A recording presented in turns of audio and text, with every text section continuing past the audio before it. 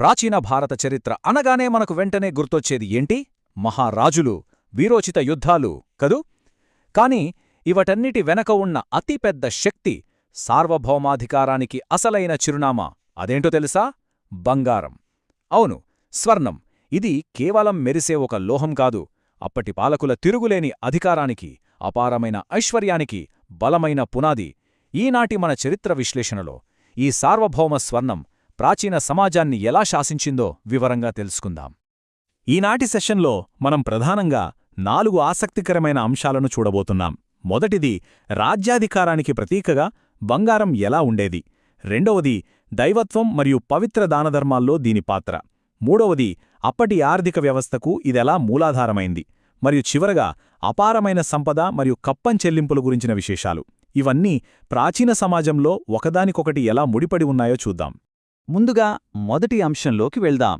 రాజ్యాధికారానికి ప్రతీక అంటే కేవలం బంగారాన్ని ఉపయోగించి పాలకుల సంపూర్ణ అధికారాన్ని ప్రజల ముందు ఎలా ప్రదర్శించేవారో గమనిద్దాం.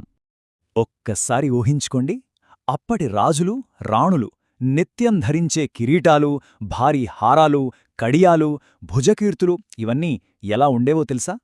కిలోల కొద్దీ బంగారంతో తయారుచేసేవారు.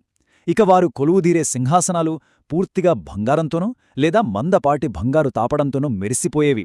వారు ప్రయాణించే రథాలకు కూడా అద్భుతమైన స్వర్ణ అలంకరణలు ఉండేవి. ఇదంతా కేవలం అలంకారం కోసం మాత్రమే కాదు సుమా.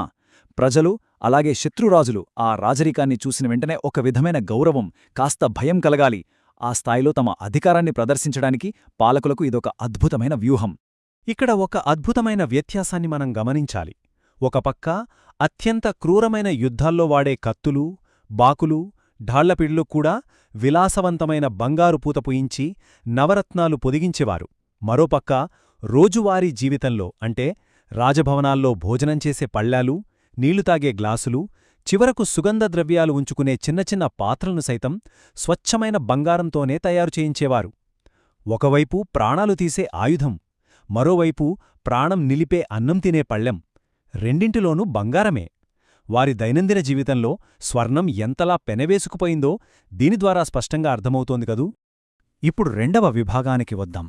దైవత్వం మరియు పవిత్రమైన దానధర్మాలు.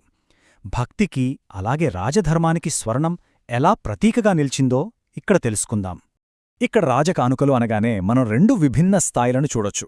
రాజులు తమ అపారమైన భక్తికి నిదర్శనంగా ఏకంగా భారీ గుడి గోపురాలకే బంగారు రేకులు తాపడం చేయించేవారు. మూలవిరాట్లకు అమూల్యమైన బంగారు ఆభరణాలు సమర్పించేవారు. ఇది ఒక ఎత్తైతే, అత్యంత పవిత్రమైన యజ్ఞయాగాదులు నిర్వహించినప్పుడు గోదానం చేసే ఆచారం ఉండేది. అలాంటప్పుడు ఆ ఆవుల కొమ్ములకు సువర్ణ శృంగాలు అంటే చిన్న బంగారు తొడుగులు వేసి మరీ అత్యంత భక్తిశ్రద్ధలతో దానం చేసేవారు. ఆకాశానంటే భారీ గోపురాలెక్కడా, ఆవు కొమ్ములకు వేసే చిన్న తొడుగులెక్కడా, కాని ఆ రెండింటి వెనుక ఉన్న పవిత్రమైన భావన మాత్రం ఒకటే. ప్రాచీన భారతీయ సంస్కృతిలో యజ్ఞాలు జరుగునప్పుడు బ్రాహ్మణులకు, పేదలకు విశేషంగా బంగారాన్ని దానం చేసేవారు. అయితే ఇది కేవలం ఒక ఆర్థిక లావాదేవీ, అంటే ఒకటి చేతిలోంచి ఇంకొకటి చేతికి సంపదను మార్చడం లాంటిది ఎంత మాత్రం కాదు.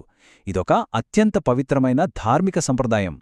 బంగారం దానం చేయడమనేది ఒక రాజు దైవభక్తికి, అతనికి దేవుడిచ్చిన అధికారానికి ప్రత్యక్ష ప్రతిబింబం. తమ రాజధర్మాన్ని నెరవేరుస్తున్నామనే ఒక ప్రగాఢమైన విశ్వాసం దీని వెనుక ఉండేది. సరే, ఇప్పుడు మన 3వ విభాగానికి వద్దాం. ప్రాచీన ఆర్థిక వ్యవస్థకు మూలాధారం. ఇక్కడ బంగారం కేవలం ఒక ప్రదర్శన వస్తువుగా కాకుండా ప్రాచీనకాలపు అసలైన ఆర్థిక పునాదిగా ఎలా మారిందో చూద్దాం. అప్పటి ఆర్థిక వ్యవస్థ గురించి మాట్లాడుకునేటప్పుడు నిష్కా అనే పదాన్ని మనం ఖచ్చితంగా తెలుసుకోవాలి. మహాభారత కాలంలో ఈ పదం మనకు పదే పదే కనిపిస్తుంది. ఇంతకీ ఈ నిష్కా అంటే ఏంటి?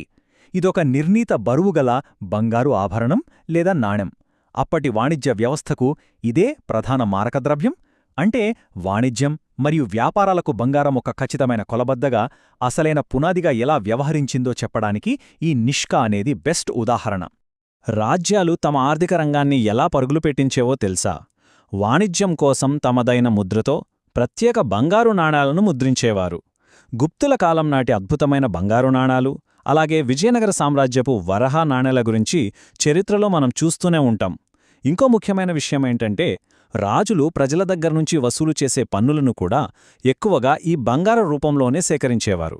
అంటే అప్పటి ఆర్థిక వ్యవస్థకు ప్రాణాధారం ఈ బంగారమే అన్నమాట.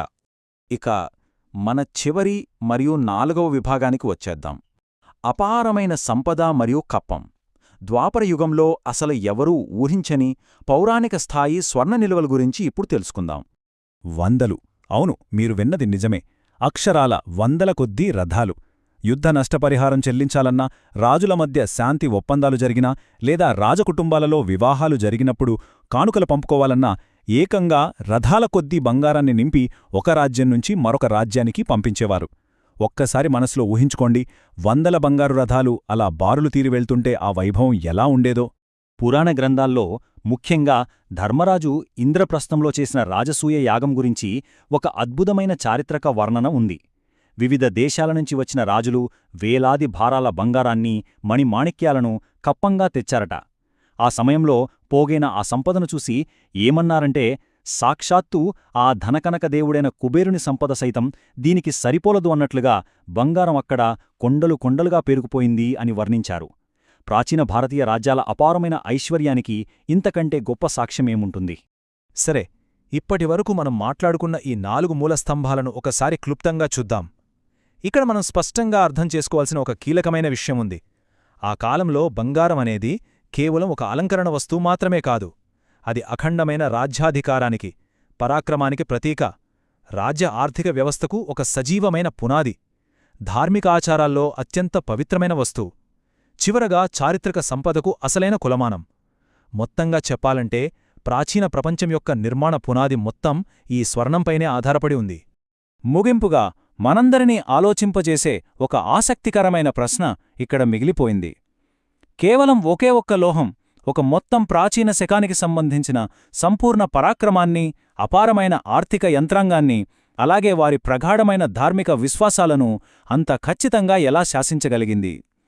సార్వభౌమ రాజుల సంపదకు సంబంధించిన ఈ అద్భుతమైన, శాశ్వతమైన వారసత్వం గురించి ఒక్కసారి మీరే లోతుగా ఆలోచించండి.